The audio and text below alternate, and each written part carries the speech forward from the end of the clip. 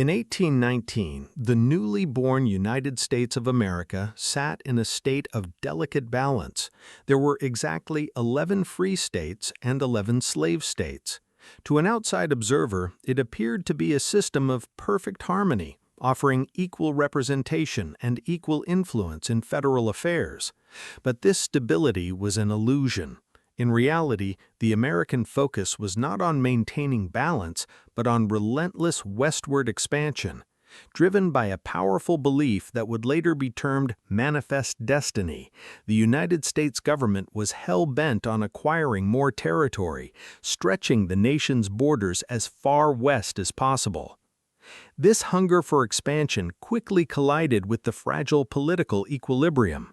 In 1818, the Missouri Territory, which had been acquired as part of the Louisiana Purchase, made its push for statehood. Around the same time, the District of Maine requested to break away from Massachusetts to become its own state. This simultaneous push created a major conundrum for Congress. Adding these territories had the potential to permanently upset the numerical balance between free and slave states. Northern politicians and abolitionists argued that admitting Missouri as a slave state would dangerously expand the institution of slavery. Conversely, Southern politicians insisted that any new state should have the right to choose its own path, just as the original 13 colonies had done. The gridlock in Washington lasted until Speaker of the House Henry Clay proposed a solution. He suggested a dual admission. Missouri would enter the Union as a slave state, while Maine would be admitted as a free state. To prevent future conflicts, the Senate added a crucial provision to the bill, establishing that any future territories located north of the 36° 30' latitude line, Missouri's southern border, would enter the Union strictly as free states. Signed into law as the Missouri Compromise of 1820, this agreement triggered a tense tit-for-tat pattern of expansion. For decades, the entry of a new slave state was carefully matched by a free state, seen in the admissions of Arkansas, Michigan, and Florida. The system fractured again when Texas aggressively demanded annexation. After winning independence from Mexico, Texas sought to join the United States. While the U.S. government initially hesitated to avoid provoking Mexico, growing British interest in an independent Texas and America's unyielding thirst for land shifted public opinion. Texas officially joined the Union in late 1845 as a massive slave state, throwing the congressional balance out of alignment. Furthermore, Texas brought with it severe border disputes with Mexico, making its territorial claims the immediate responsibility of the United States. The newly elected president, James K. Polk, was a fervent supporter of manifest destiny and saw this opportunity as an opportunity. He initially attempted to buy California, New Mexico, and the disputed Texas borderlands from Mexico for $30 million. When the Mexican government flatly refused to even meet with his diplomat, Polk decided that if diplomacy failed, he would use force.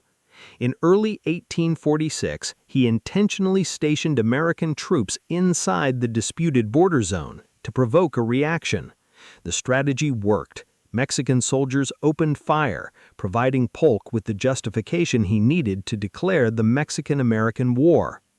As American forces marched toward Mexico City, political divisions deepened at home. Northern politicians suspected that Polk, a Southerner, was using the war simply to conquer vast new territories for the expansion of slavery. Despite the internal political rancor, the military campaign succeeded, serving as a proving ground for young officers like Ulysses S. Grant and Robert E. Lee.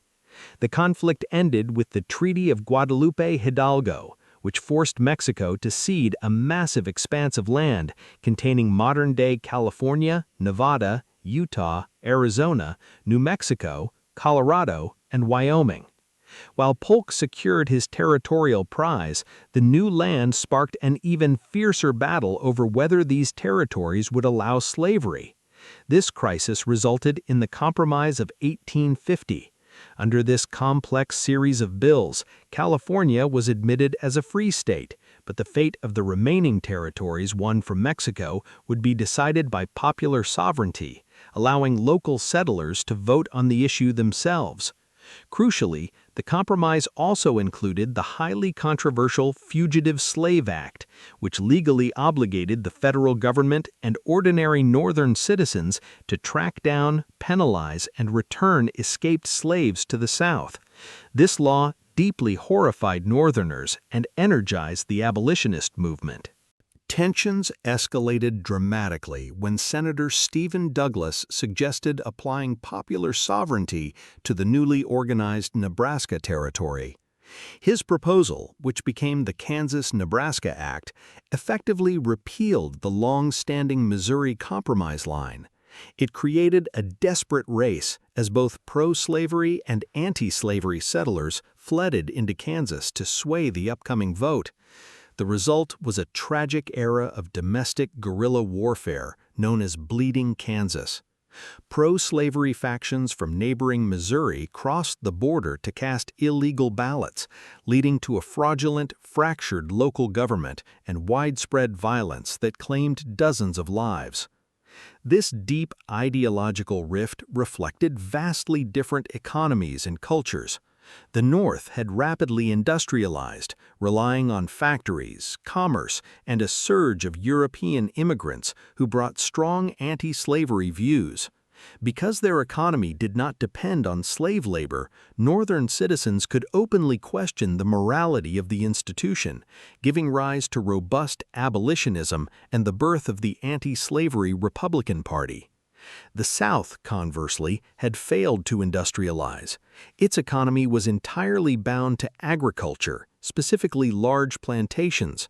Following the invention of the cotton gin, the production of cotton became incredibly lucrative, locking the Southern way of life into total dependence on enslaved labor. This mutual distrust manifested in explosive political and legal flashpoints. In Congress, South Carolina Representative Preston Brooks brutally attacked Northern Senator Charles Sumner with a cane right on the Senate floor, beating him unconscious after Sumner delivered an impassioned anti-slavery speech. Shortly after, the legal system delivered another shockwave with the Dred Scott v. Sandford decision of 1857. Dred Scott, an enslaved man, had sued for his freedom after being taken by his owner into free territories. The Supreme Court not only rejected his claim, but ruled that no African American, free or enslaved, could ever be a citizen or sue in federal court, while declaring that Congress had no power to ban slavery in the territories. Believing peaceful options were exhausted, a radical abolitionist named John Brown launched a violent raid on the federal armory at Harper's Ferry, Virginia, in 1859. He hoped to seize weapons and spark a massive slave rebellion. The raid failed, and Brown was captured by federal forces led by Robert E. Lee and subsequently hanged. But the event terrified white Southerners, who came to believe that the North was actively plotting their violent destruction.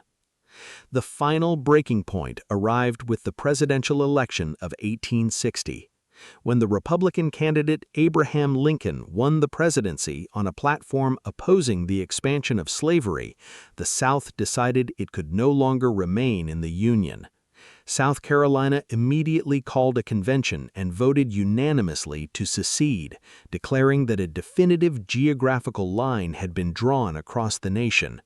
10 more Southern states followed, establishing the Confederate States of America under President Jefferson Davis.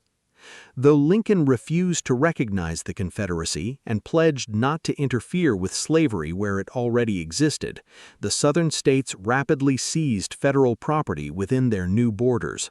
The crisis finally peaked at Fort Sumter, a lone, undersupplied Union stronghold in the harbor of Charleston, South Carolina. When the Union commander refused Confederate demands to surrender the fort, Southern shore batteries opened fire on April 12, 1861.